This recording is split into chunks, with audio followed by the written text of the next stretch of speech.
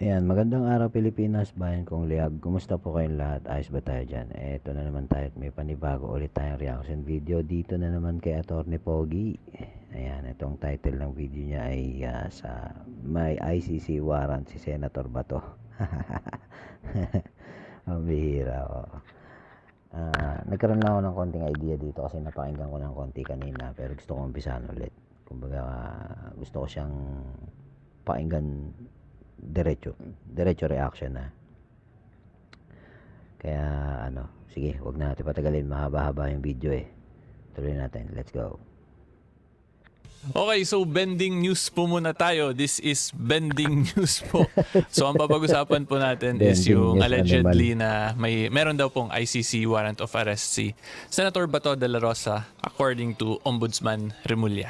Okay, pero before po kayo maging mainit yung mga DDS supporters and the anti-DDS group, ang masasabi ko lang po is relax lang po muna tayo. Diba? Tingnan muna natin yung actual facts kung meron ba talagang ICC warrant. And then pangalawa po, tingnan din natin kung ano ba talaga yung sinasabi ng batas regarding this issue, considering meron ng bagong rules na nilabas sa extradition po yung Supreme Court recently lang. Okay, and the reason po kaya ako sinabi na relax lang po tayong lahat kahit na po DDS or anti-Duterte tayo is because this involves po, we have to remember, a Filipino citizen who is going to be surrendered to a foreign country kung magtuloy-tuloy talaga. Yung una ko palang nakita sa Facebook to, yung yung balita tungkol dito kay General Bato. Hindi ako nag-alala eh. Kasi dahil sa nangyari kasi, naging aware na tayo lahat. Kumbaga, alam na natin yung tawag dito, yung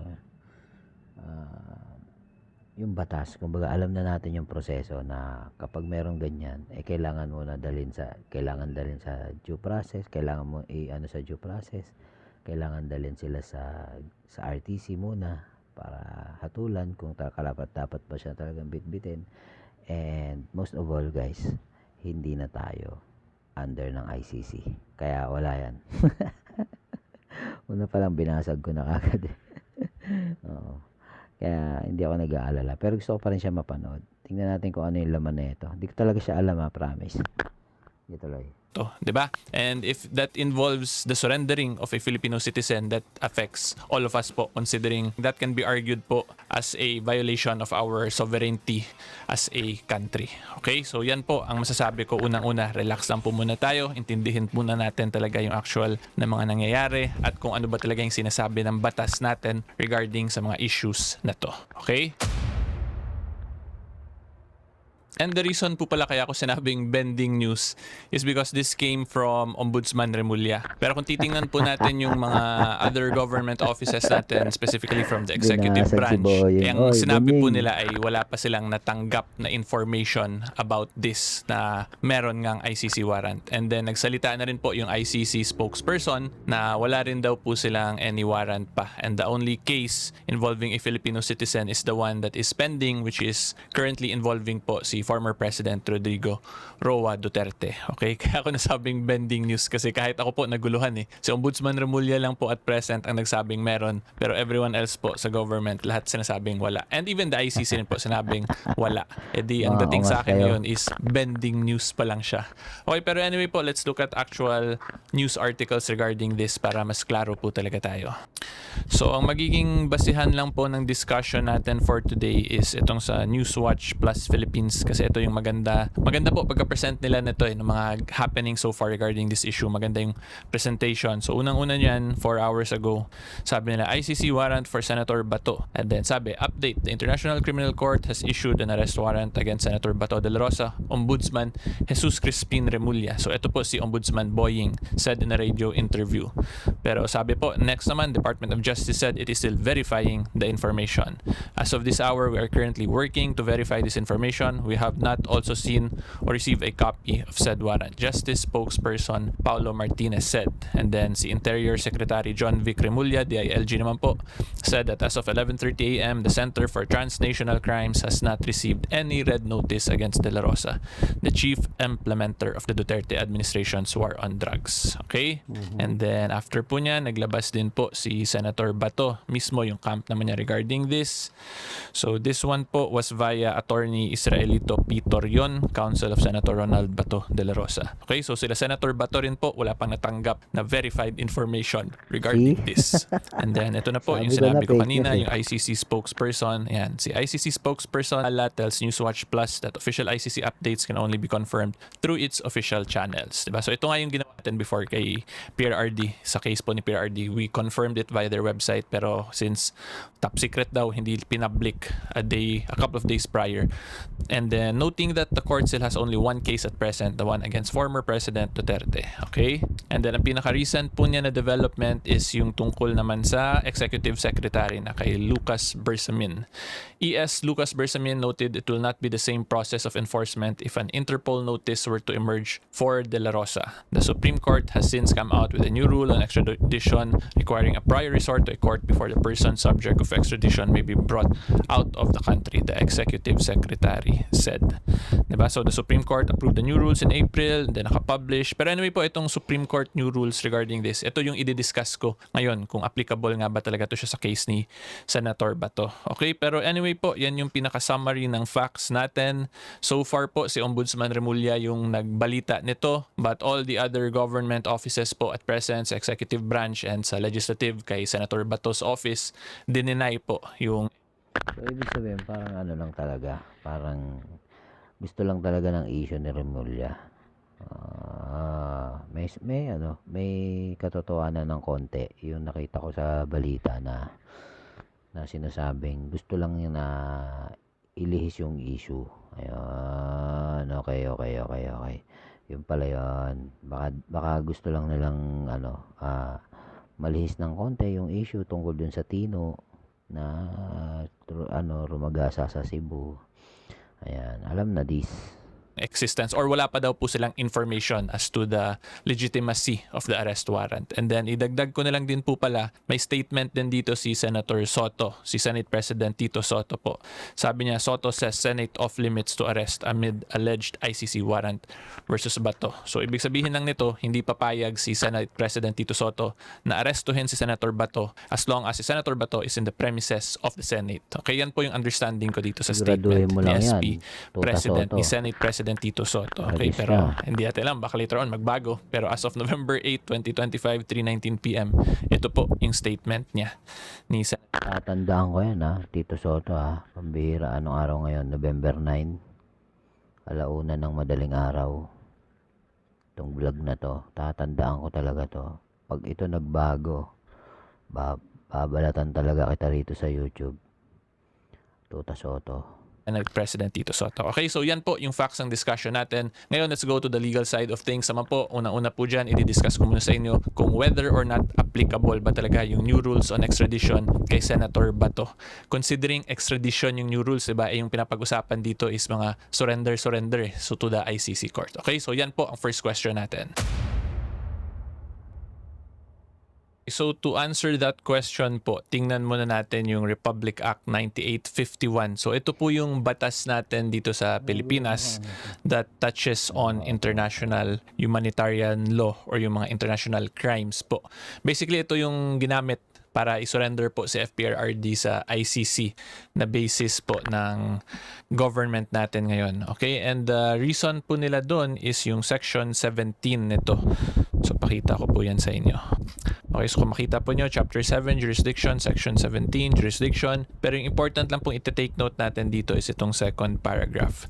So makita po nyo, in the interest of justice, the relevant Philippine authorities may dispense with the investigation or prosecution of a crime punishable under this act if another court or international tribunal po, ito yung ICC, is already conducting the investigation or undertaking the prosecution of such crime. Instead, the authorities may surrender or extradite suspected or accused persons in the Philippines to the appropriate international court, if any, or to another state pursuant to the applicable extradition laws and treaties. Okay? So ito pong provision na to, kung ako po ang tatanungin talaga ninyo, ang professional assessment ko po talaga is that this is actually a gray area po.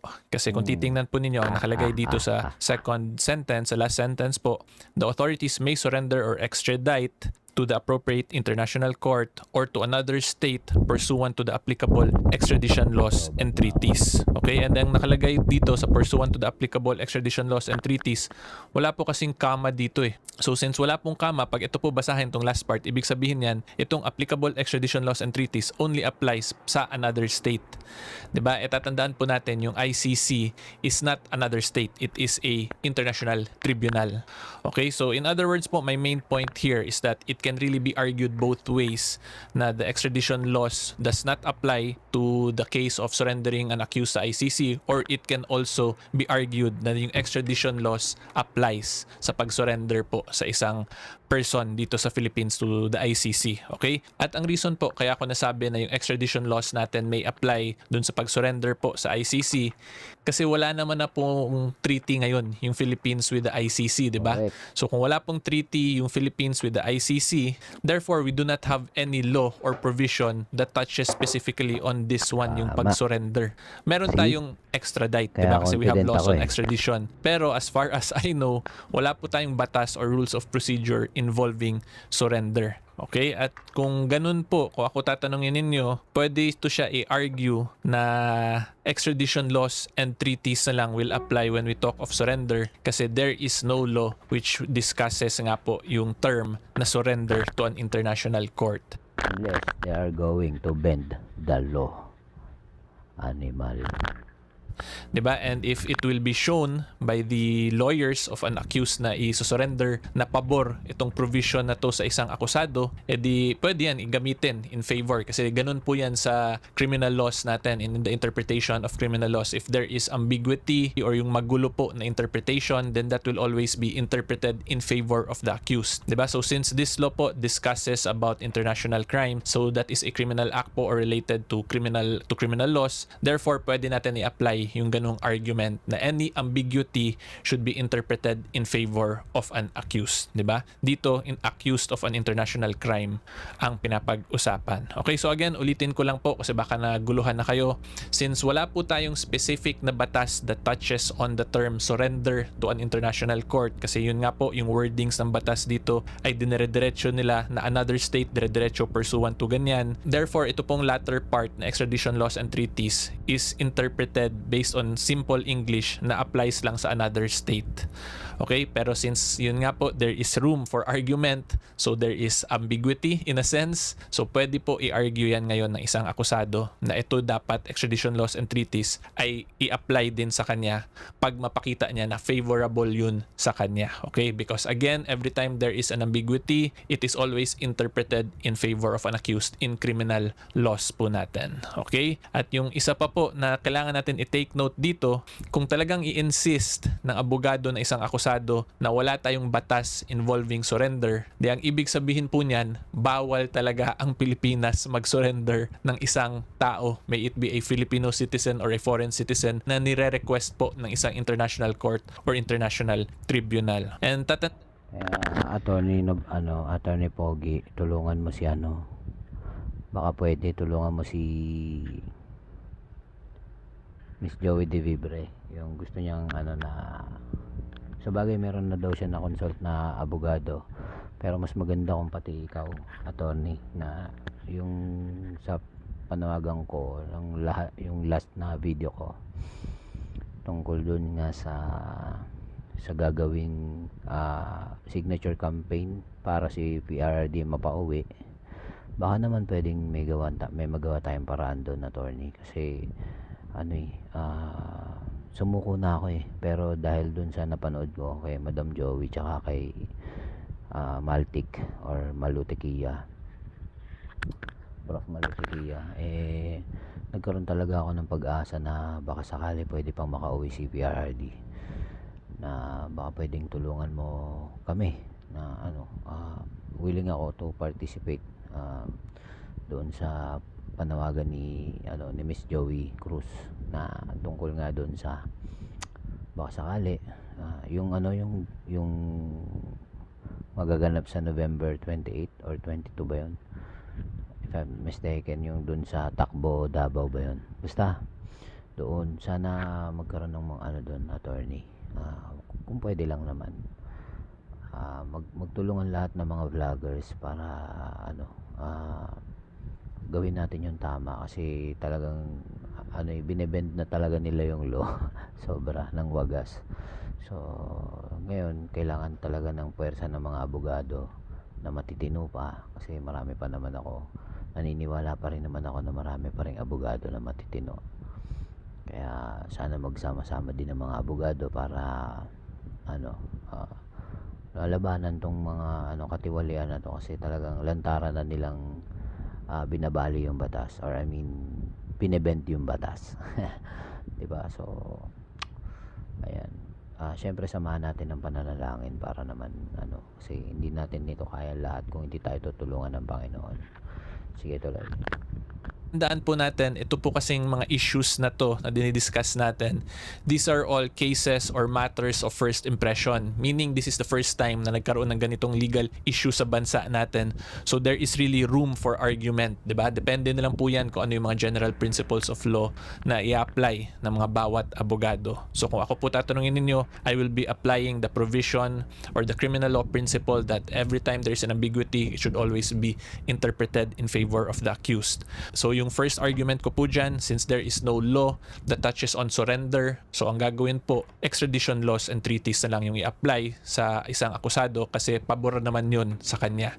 'Di ba? At yung second pa na pwede pa natin i-argue dyan, since wala pong batas that touches on or clearly discusses how to surrender an accused on international court, edi dapat hindi po talaga mag-surrender ang Philippine government ng isang akusado to the international court. Okay, yan po yung mga possible room for arguments niyan. And ngayon po, i-discuss ko naman sa inyo yung new rules natin on extradition, kung ano yung procedure na sinabi po ng Supreme Court. Kitang-kita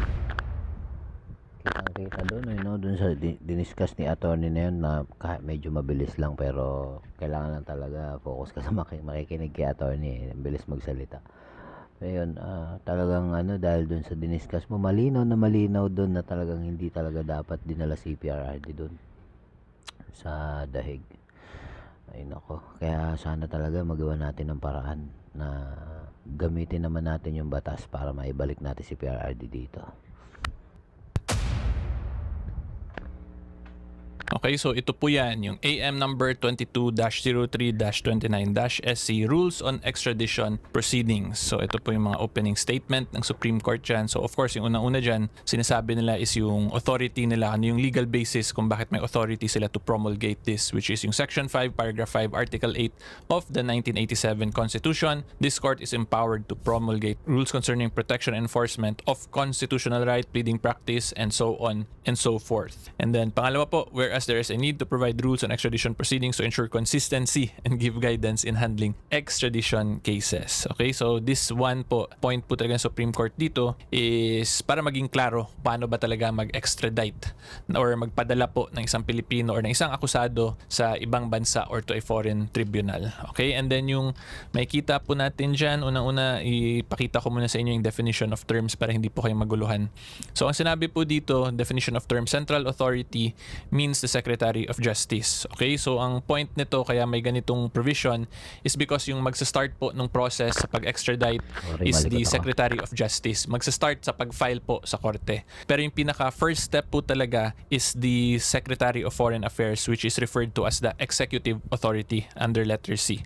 Kasi sila po yung maka-receive ng request from the international court or from another country. Okay, ang nakalagay dyan, who shall transmit to the central authority the request for extradition. Okay, so yan po yung proceedings. Una po, DFA muna makatanggap ng request and then ipapadala yan ngayon dun sa DOJ para i-prepare na yung mga documents to file the appropriate paperwork for the extradition. And then yung proceedings po niyan, ayan, makikita po nyo, an action for extradition is commenced by the filing of a verified petition by the central authority before the extradition court.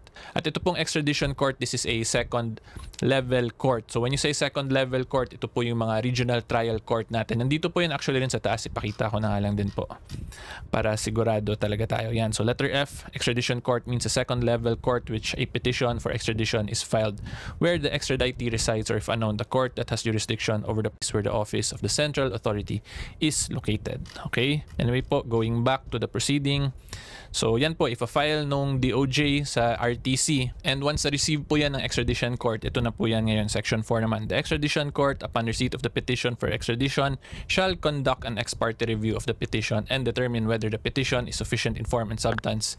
It complies with the law and applicable extradition treaty, and 3, there is probable cause that the same, ganyan, so on and so forth. In other words po, i-verify yung legitimacy ng international warrant of arrest or yung request po ng ibang bansa or ng international court ng extradition court bago siya mag-release nitong extradition warrant of arrest. Okay? So again, this is for verification and authentication purposes po. Kasi mahirap naman na ipakitaan ng kayo ng papel dyan or document, tas arestuhin kayo, tas hindi man lang kayo mabigyan ng opportunity to defend yourself and to question whether or not legitimate ba talaga yung document na yon na pinapakita sa inyo. Okay? Pero dito po, clarify na the extradition court will review. Diba? Ganun yung ginawa nila kay Kibuloy Si Kibuloy, may warrant of arrest daw na dala si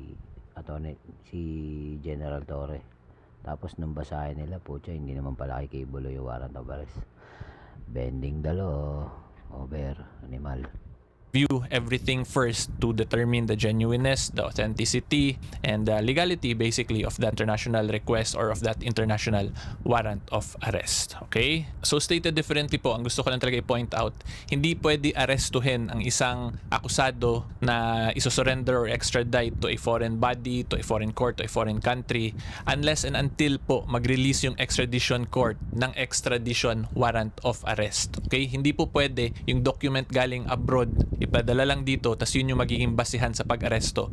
Hindi po yun ganun as per these rules. Dapat yung extradition court po ang mag-release ng extradition warrant of arrest. And then from that extradition warrant of arrest, dun lang po pwede arestuhin at isurrender ngayon ang isang Pilipino to the foreign court or to the foreign government. Okay? So hopefully klaro po yan. In conclusion po, ang masasabi ko lang dito, kung masunod talaga yung bagong rules on extradition proceedings, is hindi po ito mangyayari in a span of 12 hours na mapapadala agad si Senator Bato sa ICC. Kasi he will be given the opportunity to respond to the petition that will be filed for the extradition warrant of arrest. So in other words po, ngayon, klaro na talaga kung ano yung, or kung paano i-implement yung right to due process ng isang respondent po sa extradition or surrender request ng isang foreign body. Okay? And klaruhin ko na lang din po, even without the extradition rules natin, we have to remember that the right to due process po is in our constitution. Diba? And to be specific, that is in section 1 of the Bill of Rights. Number 1 po talaga yan sa constitution natin. Nakalagay po dyan, no person shall be deprived of his right to life, liberty, or property without due process of law. Okay? So ang ibig sabihin po niyan, kahit na po magulo yung batas natin or yung rules of procedure dun sa extradition in past cases like that of dun kay FPRRD, any Filipino citizen or any person po who lives or sojourns in the Philippines ay may right to due process. Okay? At ang ibig sabihin po niyan, he has the right to explain his side or to defend himself in the proper venue. Okay? At alam ko sasabihin proper venue daw sa ICC sa The Hague na mag-explain na lang sa FPRRD. Pero kung ako po tatanungin ninyo as a Filipino citizen, as a lawyer, dapat po dito muna sana siya pina-explain para mabigyan man lang ng chance si FPRRD to question the genuineness or the authenticity of the warrant na in-issue ng ICC. Kasi malay ba natin kung peke yun, di ba? Tapos biglang kinuha lang siya, tapos pinadala na lang doon. Okay, so kung sabihin ninyong DDS... Peke nga eh. Hindi pa ba peke yun? Okay, sige. Pagpalagay na natin hindi peke. Pero parang ano talaga eh. Kitang-kita talaga yung bend dalo doon eh. Kaya doon sa ano ni PRRD na yon, kasi ang dami nilang bypass doon. Bypass nila yung RTC, bypass nila yung due process. Basta ang dami nilang inano doon, hindi sinunod. Kung talagang bend talaga yung batas do, halos bali. Sobra. Ay nako. Kaya ano, sobrang nakaka-frustrate kung babalik-balikan yung mga araw na yun. Kasi nagpunta din ako doon sa NAIA sa may Villamor Air Base. Kasama ako sa mga doon eh. Akala ko nga people power na yun. Hindi pa natuloy, sayang. Antayin natin. Ang magandang sign to na Sige na, tapusin natin yung video. lawyer ako because of this, then so be it. But ako po, yun yung understanding ko talaga sa Constitution natin, di ba? Even though we don't have Republic Acts, rules of procedure, since the right to due process is in the Constitution, then we must give a Filipino citizen his right to be heard before he will be deprived of his right to liberty. Okay, so yan po ang masasabi ko on this matter. Okay, so anyway po, hopefully klaro yun. If you like more legal videos, subscribe lang po kayo sa channel ko. Okay, ayan. So,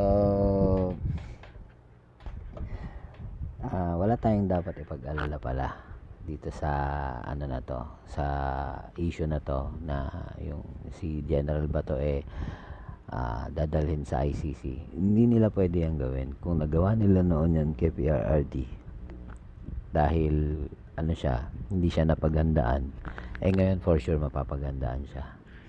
Hindi nila basta-basta yan makukuha si General Bato unless they are going to bend the law. Ganun na naman yan. Pagka talagang inano na nila yan, talagang garapala na talaga sila. Sobrang kakapal na talaga ng mga pagmumukha nila kapag tinuloy pa rin nila yan, yung binabalak nila na yan. And for sure, yan ang talagang ano lang naman dyan is para ilihis lang talaga yung issue doon sa